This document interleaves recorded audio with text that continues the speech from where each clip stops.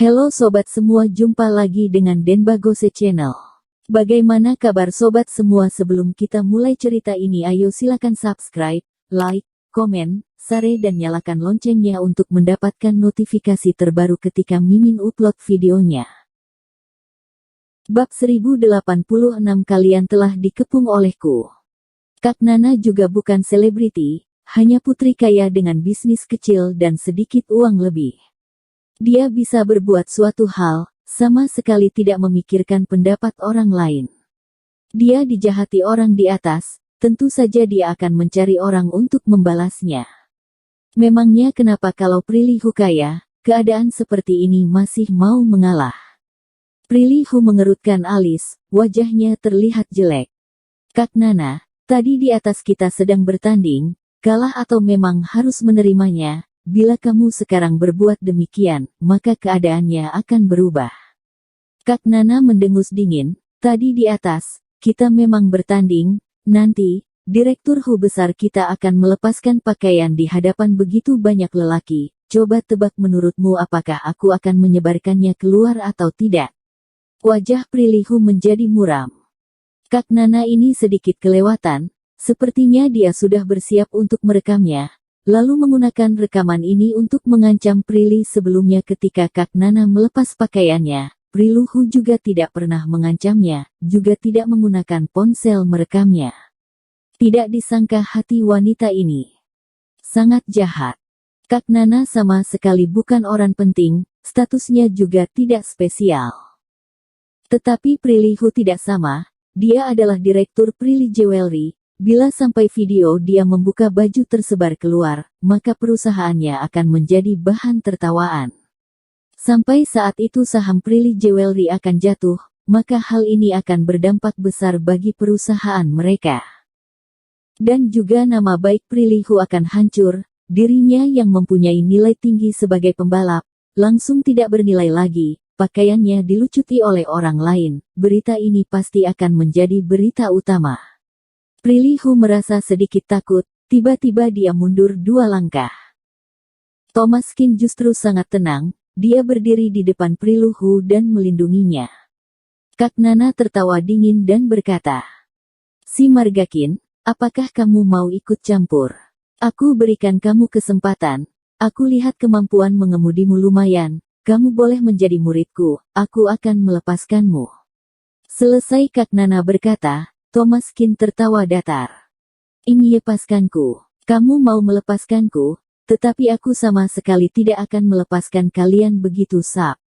Kak Nana mengerutkan kening, sedikit kesal. "Kamu melepaskan kami. Tolonglah, apakah kamu melihat keadaannya dengan jelas? Apakah kamu melihat berapa orang yang mengelilingi di sini?" Thomas Kin melihat belasan orang pria yang ada di sana, dan tertawa dingin. "Hanya beberapa orang ini kan? Maaf, kalian sudah aku kepung." Perkataan Thomas Kin langsung membuat semua orang di sana terkejut. "Kami sudah dikepung. Kamu sudah gila. Kak Nana, ayo kita mulai, untuk apa berbasa-basi dengan mereka, pukul dulu baru bicara." Beberapa pria kekar langsung maju dan menangkap lengan Thomas Kin dan bersiap untuk memukul.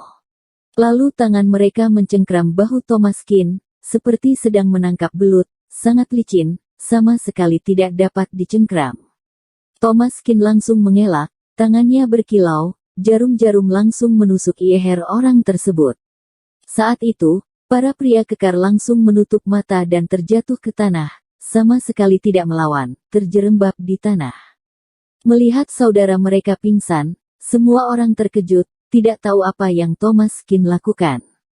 Pria ini langsung berbaring di tanah, dan masih dengan mengepalkan tangan, seperti seluruh tubuhnya mengeras. Tentu saja mereka tidak tahu bahwa Thomas Kin melakukan totok titik akupuntur. Menggunakan totok titik akupuntur, menggunakan tangan untuk melakukannya hasilnya kurang. Tetapi kemampuan Thomas Kin sangat hebat, menggunakan jarum menotok, hasilnya lebih hebat daripada menggunakan jari. Saat ini orang yang terkena, seluruh tubuhnya seperti mengeras, seperti orang-orangan. Yang ianya menjadi bingung, mereka segera maju, mengepung Thomaskin dan mulai akan memukul. Mereka juga adalah orang dunia persilatan, tangan dan kaki mereka sangat lincah, sangat konsisten. Kemanapun ada orang yang menyapa mereka. Dan gerakan Thomaskin benar-benar sangat cepat, gerakan tangan dan kaki mereka belum sampai, jarum-jarum Thomaskin sudah menusuk tubuh mereka.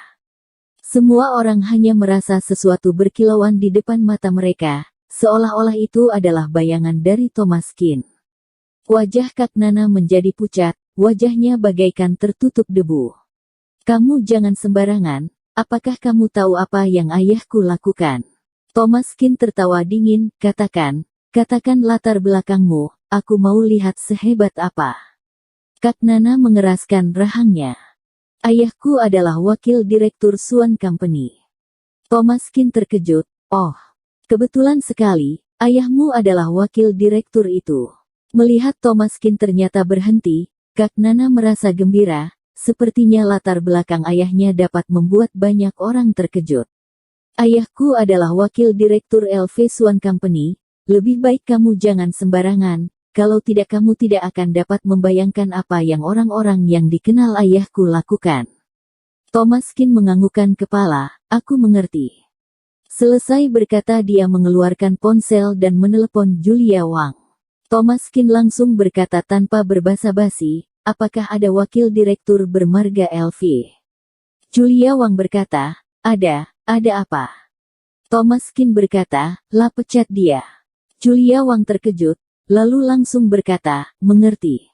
Terhadap perintah Direktur Qin, Julia Wang akan melaksanakan tanpa syarat, dan juga sejak dulu tidak pernah menanyakan alasannya.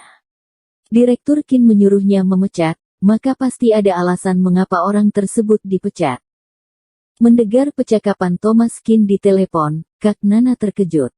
Apa yang kamu lakukan? Hak apa yang kamu miliki memerintahkan Swan Company memecat orang? Kamu sudah gila. Apakah perlu kamu sok seperti ini? Thomaskin tertawa, kamu tidak percaya. Kamu boleh coba telepon gunung tempat bersandarmu itu dan tanyakan padanya. Wajah Nana LV menjadi bingung, dia mengeluarkan ponsel dan menelepon ayahnya. Halo, ayah, kamu tidak apa-apa. Di seberang telepon tersebut terdengar suara helaan napas wakil direktur LV, aku baru saja dipecat oleh perusahaan. Aku juga tidak tahu mengapa, perusahaan tiba-tiba ingin memecatku, dan juga mengatakan ini adalah keputusan direktur. Tetapi aku tidak melakukan kesalahan apa-apa, sudahlah Nana, aku tidak berbicara lagi. Setelah menutup telepon Nana LV menjadi terkejut, matanya menatap Thomaskin.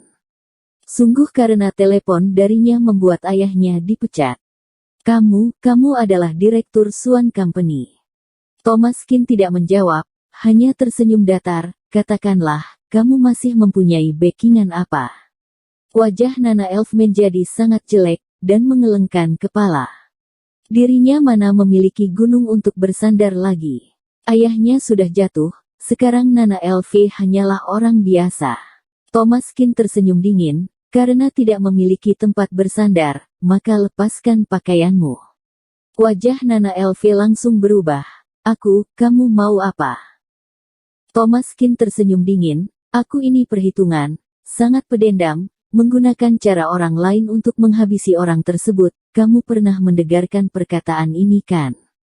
Selesai berkata, Thomaskin mengeluarkan ponsel, dan mulai menyorot Nana LV.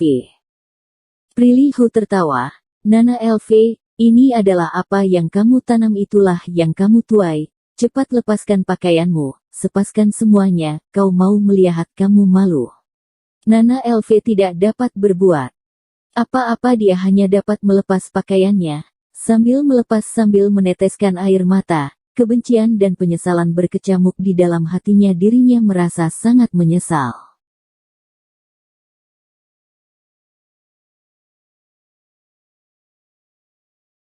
Bersambung. Terima kasih kepada kalian yang telah menonton video ini. Jangan lupa tekan tombol subscribe-nya dan nyalakan notifikasinya untuk mendapatkan video-video seru lainnya dari channel Denbagose.